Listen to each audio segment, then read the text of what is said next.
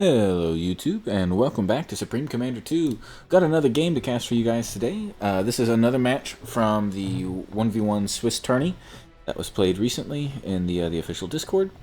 If you haven't seen my most recent video, it was another cast of from the same tournament with some pro players. Today we have some good players. I don't think HVK is not considered pro. No, he's not.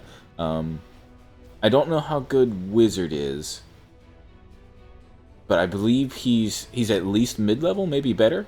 Like I certainly don't think I could kill him. So we're gonna see what happens. I don't know how this match plays out. Although I have been spoiled about one of the one of the events that happens. So I do kind of know the conclusion here, but I don't know how we got there. So we're gonna find out today. In the red, we have HVK Legend playing as Cybran. Let's go ahead and unpause so that we can look at people's build orders.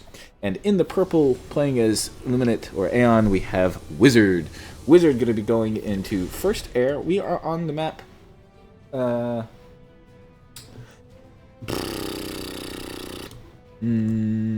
knew it. I had it. It was there. It was right there. It was so close.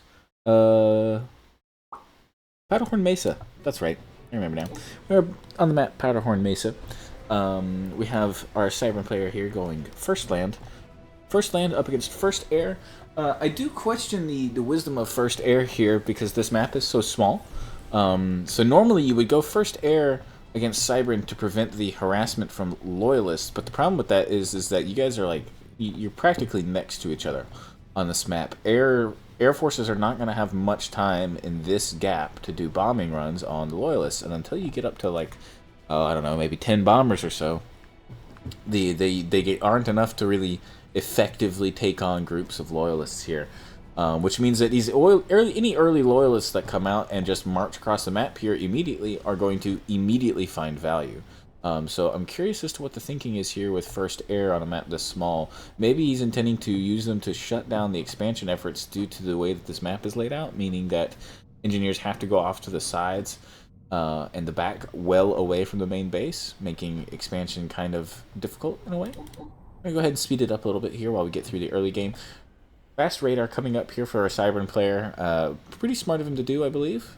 He's going to immediately see that the enemy player has gone first air, and then he will pretty soon after that be able to tell that the Illuminate player is going to go second land.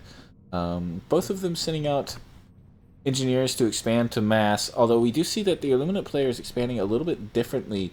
Our Cybran player is taking all of the mass nearby him, whereas the Illuminate player has ignored these two mass to the sides, perhaps believing he can't effectively defend them with a first air play. He's looking for these engineers, if I had to guess, so that he can try to kill them and stop the early expansion.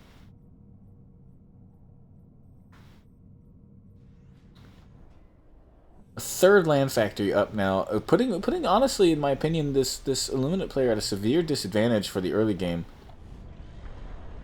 Adapters and loyalists coming out, going straight into those adapters, knowing that the air forces are the first thing that's happened here, and they are yeah, very quickly going to be able to shut down these unupgraded fighter bombers. These U-boats are not going to stand much of a chance at all, even against just two of these adapters. Going to shut down all three of these fighters? One going to get away. One fighter going to get away there. We got three more out and about.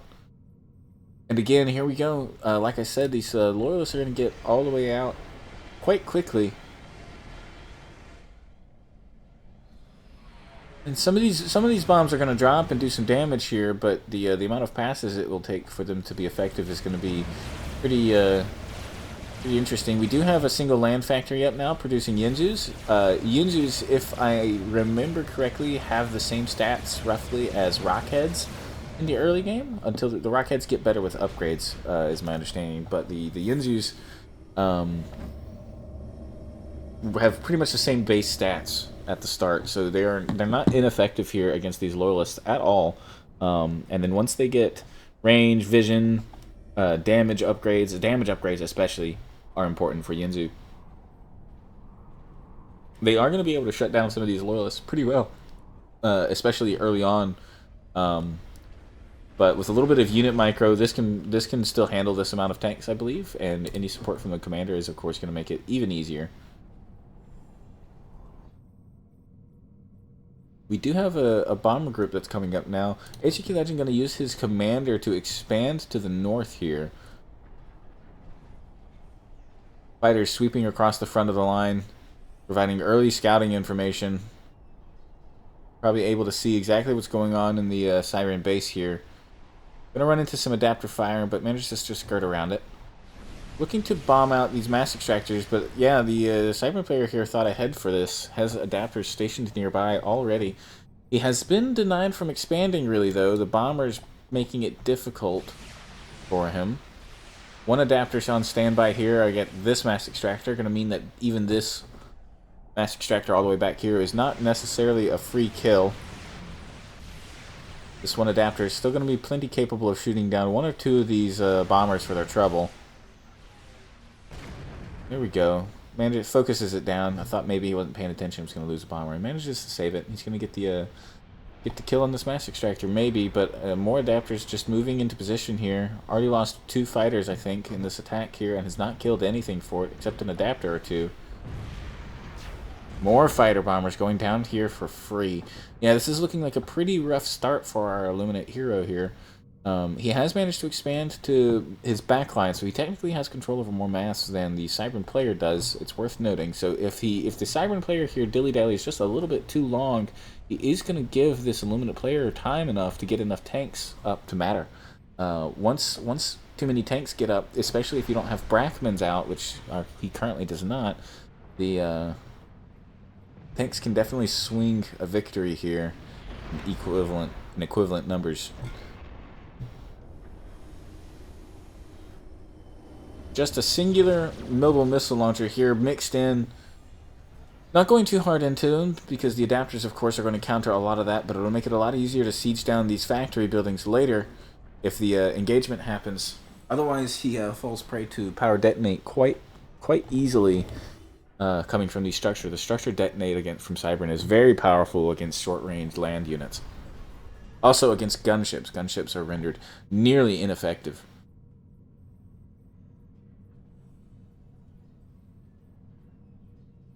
Fighting a Siren player who has structure detonate, gunships are, in my opinion, better used as harassment forces for killing engineers, picking off land forces, and experimentals, but you cannot use them to kill buildings, really, the same way you might against a different faction. Now, having said that, they are still good for the commander snipe, unless the commander is stationed under a factory shield. When stationed under a factory shield, that commander can utilize the structure detonate to his ability, as well as the factory shield itself when building anti-air turrets. Just makes it that much harder to snipe him. He has to be kind of out in the open. Like, if you were to set upon him with 10 gunships right now, you maybe could kill him. But otherwise. And the push into gunships right now would not be worth it, of course, with the adapters being out. The gunships are considerably slower than the fighters, meaning that they're going to take a lot more damage over time if they get into any kind of engagement range against these adapters. I don't actually know how long this match is. It's looking like I thought it was going to kind of be a short one, but we're at 10 minutes already, and we're not really kind of at an impasse here. I will say that it does look like now, despite the weaknesses early game, Wizard is recovering pretty nicely here. I think HEK Legend was just a little bit too hesitant. He failed to capitalize on the advantage he had in the early game. Maybe he didn't really recognize that he had one. And then, of course, if he failed in his attack, it would leave him quite open to these tanks. But if he gets the power detonate and pulls off a power detonate against this group here, it's going to be pretty game over. HEK Legend, again, using that power detonate, just like I said, the factory blowing itself up there and doing considerable damage to this commander. A single Brackman here. Going to attempt to help this commander, and boom!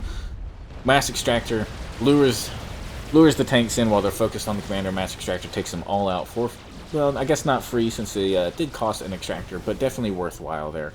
Brackman's now out, going to make the fight against these Yinzus way more efficient. Maybe that's what the red Cyber player was waiting on, is he wanted to get a critical mass of Brackmans up to make sure he didn't lose this fight against the Yinzu tanks. Yinzu tanks are pretty dangerous for the Loyalists here, even with support from the adapters. Mass Brackman here honestly going to be very effective against these Yinzu tanks, especially while they're bunched up like this. That's going to be big damage. Oh yeah, losing several tanks there just in that little explosion. That's at least 1, 2, 3, 4, maybe 5 vehicles there, and quite a few others are incredibly low health now. These Brackmans are going to make all the difference in the world against this fight. Tac missile upgrades being placed on the factories here to begin wearing out the production capabilities of their Illuminate player here. I'm surprised the Illuminate player has not done the same. Perhaps he's focused on this tank micro. He kind of has to be. He's got unit teleport. He's going to go in for the commander detonate. Oh my god! I didn't even see what that was. I think research structure maybe? Structure detonates there and takes out almost everything. That was brutal. Yeah, the Illuminate player is at an incredible disadvantage now. I'm struggling to see how the Illuminate player can bring this back from this position. The Cybern player has completely run away with the game now. All he would have to do is go in. Honestly, that would be it. If he just goes in, don't delay. If you find yourself in this position and you can see on the radar how many vehicles he's got, just go in. Just do it.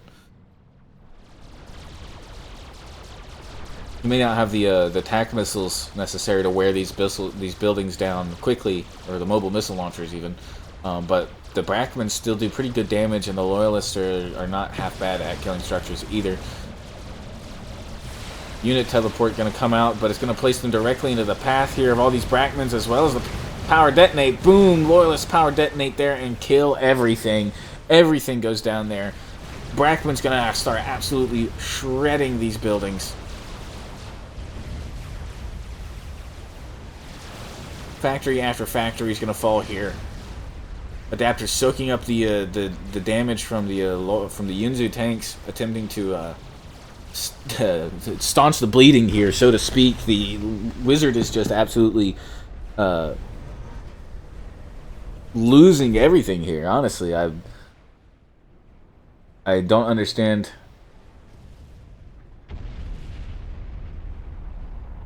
He's going to push his commander with his remaining forces into this base here in an attempt to just last-ditch effort fight commander versus commander here. HEK Legend realizing he needs to pull his units back in order to deal with this. This is too many tanks. Oh my god, he's going to get jumped on with the unit teleport.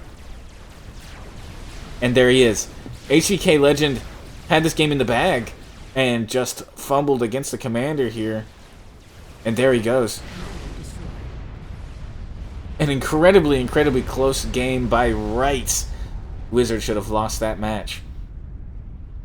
Lost everything to the Loyalists here, and it just came down to a single miss micro from the Cybern commander here, allowing the unit teleport to just walk across the map from Wizard.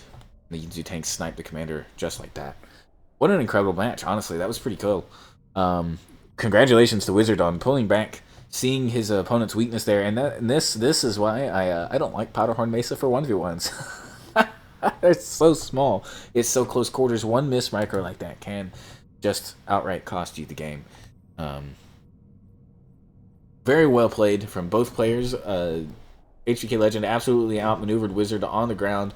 Wizard, on the other hand, though, did an excellent job at holding out as best as he can and jumping on the opportunity when he saw it. So very well done to both of those players. Don't forget to like this video and interact with it a little bit if you want to see me upload more of these casts. There's quite a few more matches I can upload.